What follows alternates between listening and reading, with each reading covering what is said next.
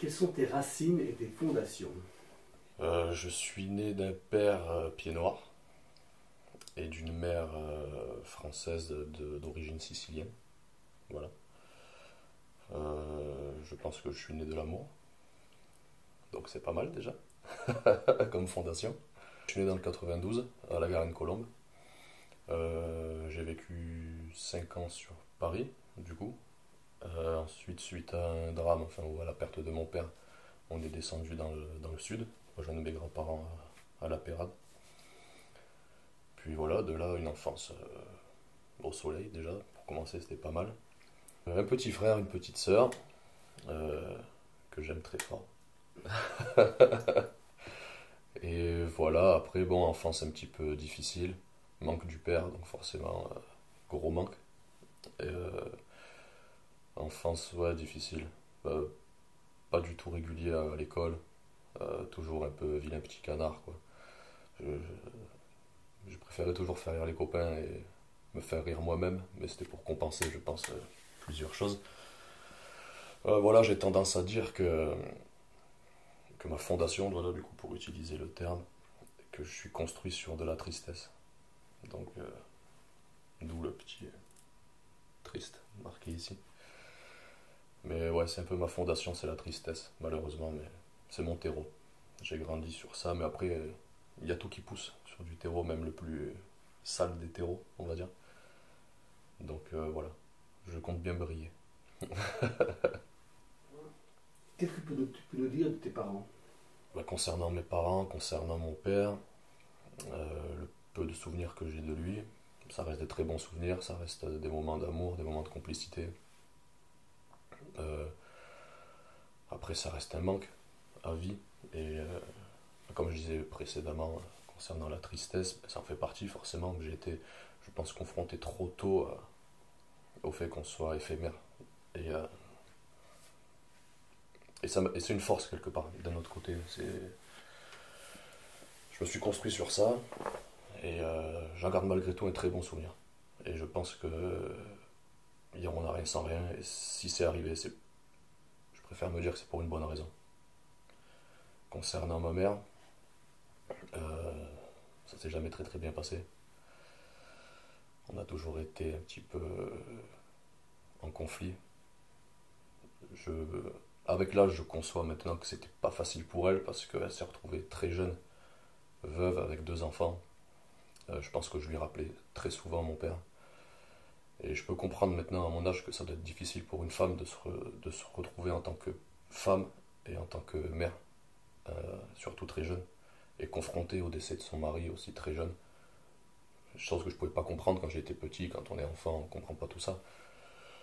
Donc j'arrive à mettre des mots maintenant sur mes mots et sur ce qui s'est passé. Mais ouais, après, malgré tout, à mon grand regret, je pense à son grand regret, on sera jamais proche comme la plupart des mères et leurs fils. Mais c'est comme ça, après, c'est la vie. Après, elle sait que je suis heureux, donc je pense que ça lui suffit et j'espère qu'elle l'est aussi. Ça nous suffit. Disons que ouais, c'est la relation qu'on a. Voilà, toutes les relations ne se ressemblent pas, il n'y a pas de schéma type, il n'y a pas de mode d'emploi. Ouais, ça reste un être humain, je suis un être humain, on fait des erreurs. Voilà, des fois on dit je t'aime, des fois on ne sait pas se le dire, et ben c'est pas grave. On avance. Qu'est-ce que tu as appris de tes parents? Alors, ce que j'ai appris de mes parents, je vais commencer par mon père. Ce que j'ai appris de lui et de ce qu'on m'a dit surtout, de son parcours, c'est qu'il faut rien lâcher. Pour moi, ça reste un modèle. Euh, c'est un petit pied noir qui a débarqué en 62. On sait comment c'est difficile pour les gens qui viennent en France et dans d'autres pays de se faire accepter. Qu'on soit espagnol, italien, ça a toujours été très compliqué. Puis voilà, c'est un petit gars qu'on avait mis dans une cité HLM de Paris qui a commencé à balayer des magasins de chaussures de luxe et qui a fini gérant des magasins de chaussures de luxe. Donc ouais, ça reste un modèle quand même. Quand on veut, on peut. Et c'est ce que j'ai toujours fait.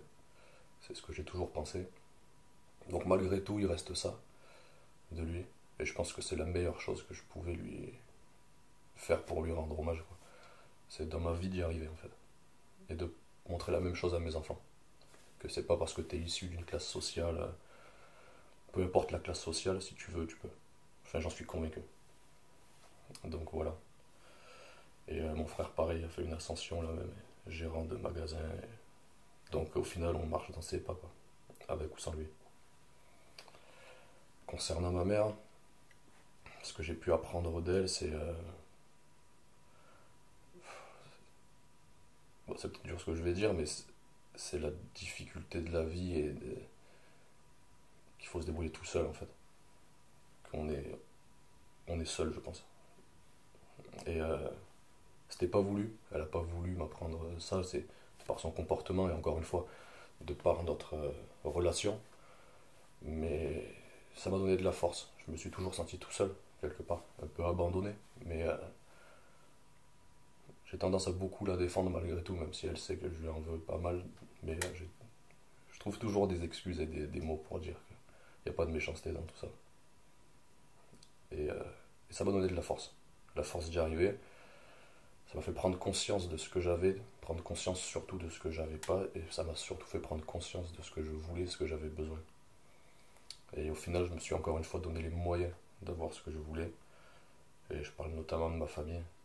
Il me fallait un cadre, il me fallait un certain confort, on va dire, sentimental, émotionnel. Et je l'ai retrouvé. Donc, merci. Comment ça s'est passé pour ton enfance jusqu'à l'adolescence, on va dire? Mon enfance a été, ben, comme je l'ai dit, hein, ça a commencé très tôt dans le mal, quoi, parce qu'à 5 ans, se retrouver avec son père décédé, la dernière image que j'ai de lui, c'est il est parti d'un cancer. Puis en 94, le cancer, c'était pas trop ça, quoi. Il n'y avait pas trop les traitements, c'était pas trop. Il l'avait pas accepté non plus, donc il a mis très longtemps avant de se soigner. C'était un peu tabou, ce que j'ai cru comprendre à l'époque.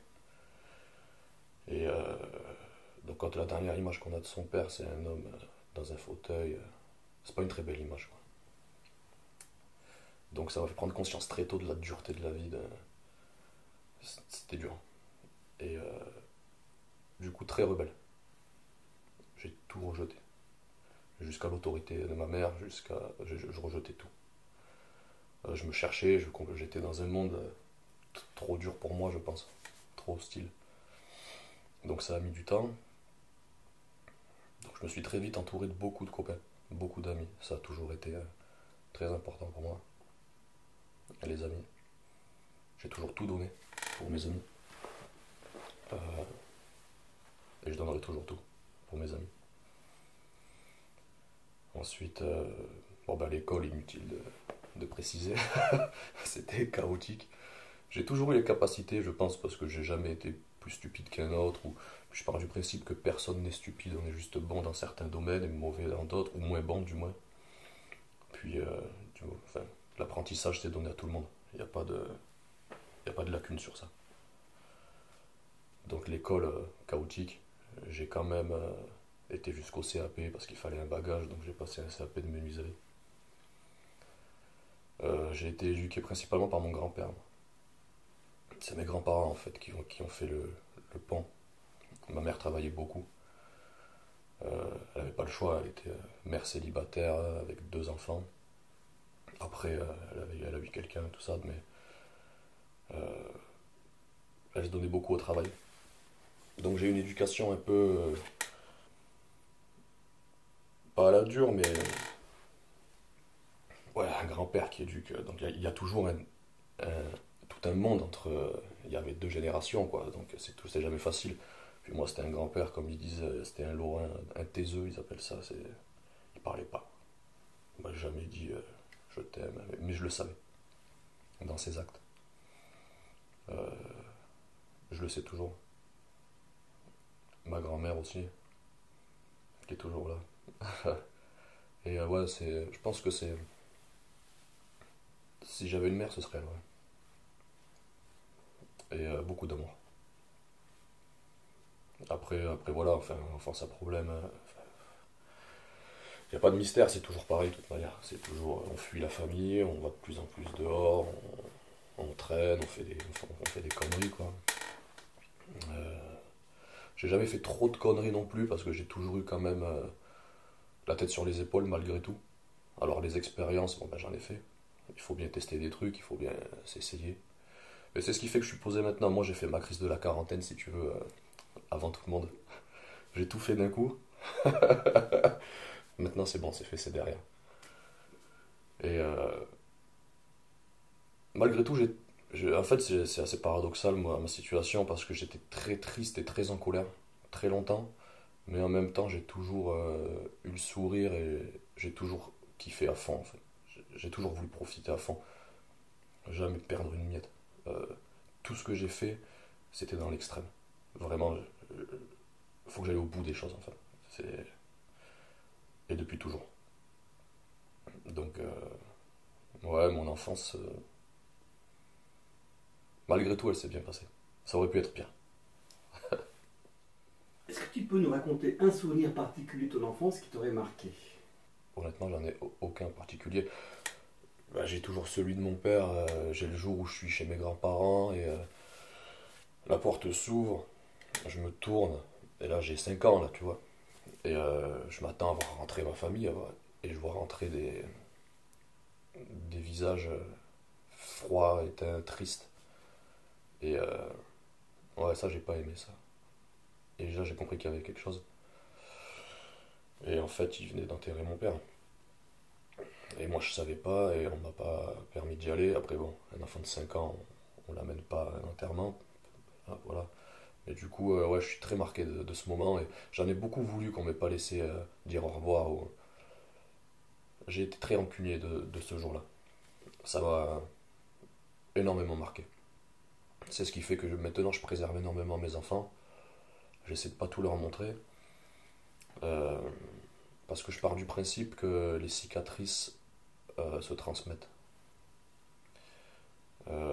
Il y a énormément de choses. Je suis issu, comme je disais, d'une famille pied noir, par exemple. C'est des gens qui, malgré tout, ont souffert. Là, je parle pas de politique, je parle pas.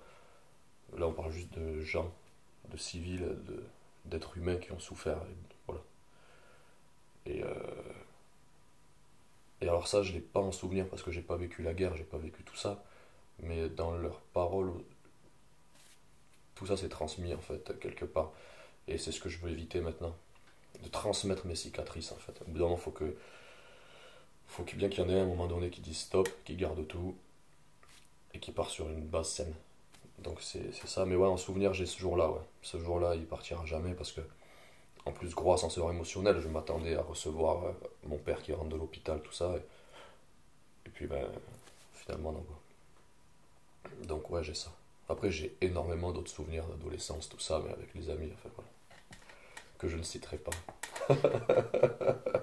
Quels étaient tes rêves? Quand j'étais enfant et ado, mon rêve, Quels rêves? enfin, un de mes rêves le plus utopiste, c'était juste de partir sur une île et qu'il n'y ait rien du tout. Personne. Et vivre. Avoir le temps. Mais sans qu'il y ait du temps, tu vois.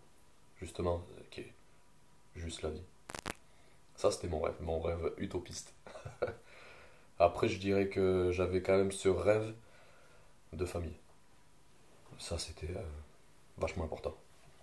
J'avais besoin de ça. C'était viscéral. Il me le fallait. Il me fallait construire ça. Donc, j'ai toujours su que j'allais avoir des enfants. J'ai toujours voulu en avoir. J'ai toujours. Alors, je savais pas si j'avais les épaules pour ça. Mais ça, on le sait jamais. Ça, on l'apprend. C'est un métier au quotidien. Mais ouais, j'avais ce rêve de famille, ouais. Et, euh, et ce qui en découle, c'est le rêve d'être heureux, tout simplement. Je pense que c'était juste être heureux, en fait. Ça passe par différentes choses, mais et encore une fois, je pense que j'ai accompli mon rêve. Je suis très heureux. Et dans mon métier, dans plein de choses, dans ma famille, enfin, franchement, je suis très bien. Après, j'ai pas plus de rêves que ça, en vrai. Je voulais faire de la musique, je l'ai fait.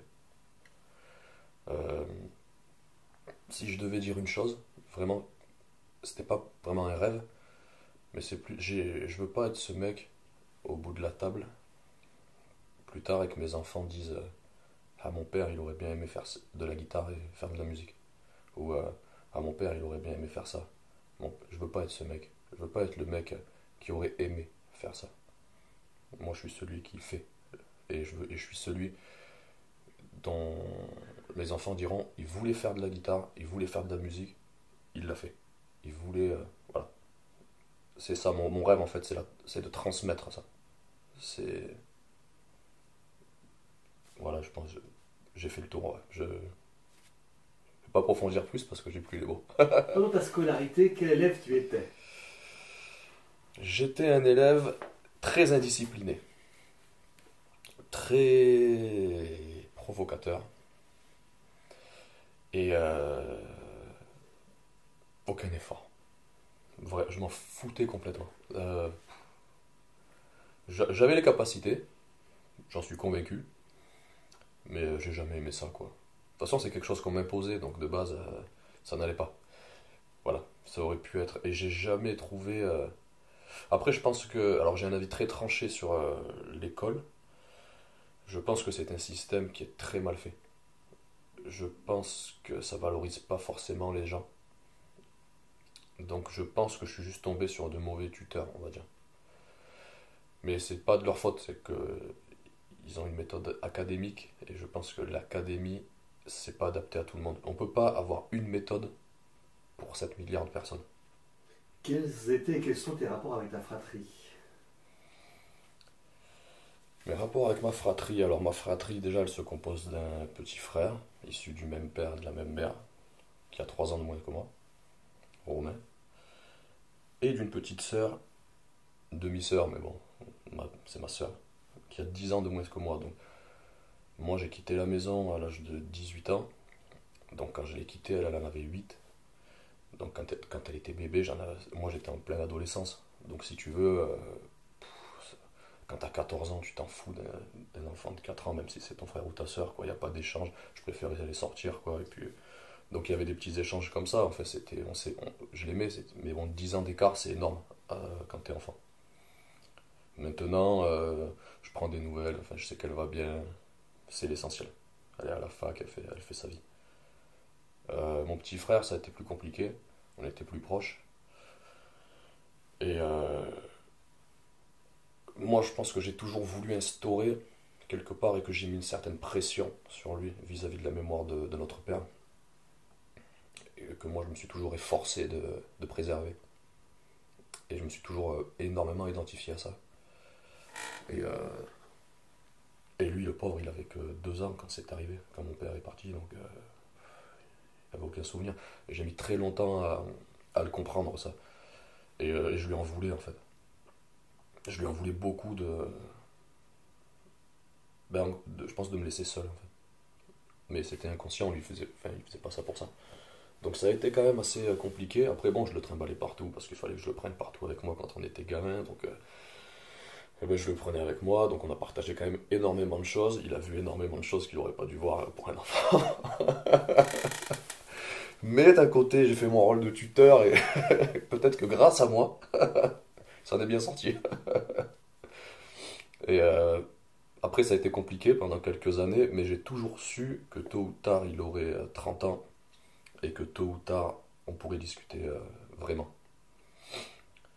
Parce que forcément, il était très proche de ma mère, euh, proche de mes beaux-pères, je pense avec lesquels il cherchait une figure paternelle quelque part. Et je peux pas lui reprocher ça, de rechercher quelque chose. J'avais pas le droit en fait de l'amener dans mon malheur et de vouloir lui en donner, en fait, c'était égoïste, mais bon, on choisit pas, on maîtrise pas quand on est enfant, il n'y a pas les mots en fait, j'avais pas le recul nécessaire. Mais je savais qu'un jour il allait avoir du plomb dans le crâne, moi aussi, et qu'on pourrait échanger, qu'on allait discuter, et puis ben, maintenant ça se passe super bien. C'est le tonton de mes enfants, j'en suis fier. Je suis très fier de son parcours, je suis très fier de lui. Et ça se passe bien. Et c'est tout ce que je souhaitais.